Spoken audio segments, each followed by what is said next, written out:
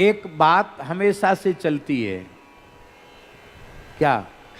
कुछ लोग कहते हैं कि भगवान नंदनंदन हैं, कुछ लोग कहते हैं कि भगवान वसुदेव नंदन हैं। ज़्यादातर लोग यही मानते हैं कि नंद के पुत्र भगवान श्री कृष्ण नहीं है, वसुदेव जी के लाला थे और रातों रात वहाँ भेज आए, लाली ले आए, लाला दे आए और फिर वो उन्होंने पालन पोषण, यही तो मानते हैं सब लोग। लेकिन भागवत ग्रंथ में, स्वामी जी, भागवत ग्रंथ में कम से कम 10 प्रमाण ऐसे हैं जिससे सिद्ध होता है कि नंद के ग्रह में भी भगवान का जन्म हुआ था।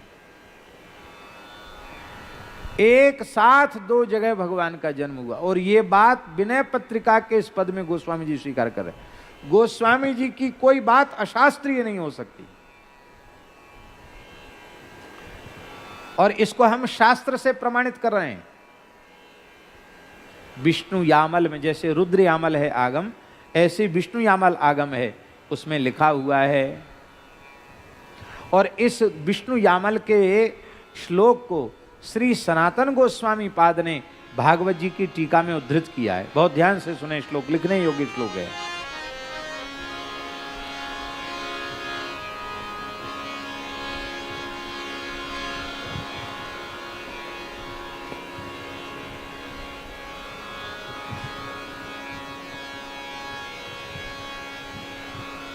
वो श्लोक ही नहीं उठ रहा है, देखो क्या विचित्र बात है, सैकड़ों बार कह चुके हैं।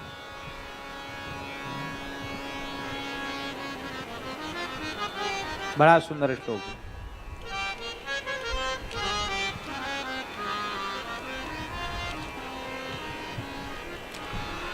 लीनो नंद सुते राजन घने सौदामिनी यथा।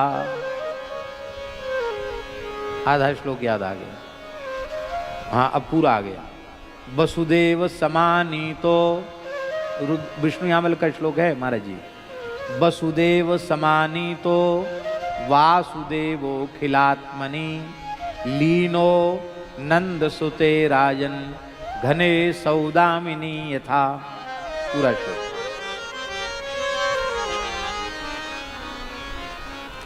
वसुदेव जी जिस लाला को लेके आए, वो लाला नंद पत्नी यशोदा के गर्भ से उत्पन्न लाला में विलीन हो गया।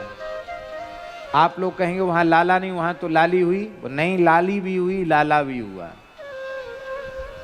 कहां लिखा है? महाभारत का खिल भाग जो हरिवंश है, उस हरिवंश में लिखा है नंद पत्न्याम यशोदायाम मिथुनम समुपद्यत।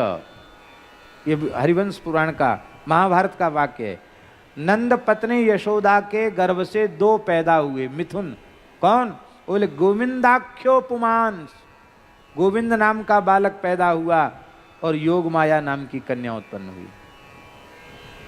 लो, स्पष्ट कह रहे हैं भगवान व्यास। और एक ब्रज की बात बताएं भैया जी। जब जसोदा जी के प्रसव को समय आयो, तो बाबा ने जो सबसे बड़ी बूढ़ी दाई ही ना गोकुल की, जाने नंद बाबा को जन्म करायो, वो दाई। नंद के पिता पर्जन्य के जमाने की दाई। दाई बुलाई, बढ़िया सुगंधित औषधि युक्त तेल बाने लियो और जसोदा जी के पेट पे थोड़ो मालिश कियो। ये सब माताओं के, दाइयों के काम है। अब हम तो कभी जाने नहीं, सुने नहीं, तो हम क्या समझें। उसने स्पर्श किया पेट का, वो आज के डॉक्टर क्या जानेंगे जो वो उस समय की दाई जानती थी। उसने छुआ, बोले बाबा निश्चिंत रहो, गर्भ की स्थिति बहुत अच्छी है, पर मैं तो बड़ी बूढ़ी है गई, मैंने तुम्हारो जन्म करायो। यहाँ में 2 दिख रहे हैं। बोलो वृंदावन बिहारी। मैया ने जुड़वा केला खाए हैं, ऐसो लगे कि आके पेट में तो 2 होने चाहिए।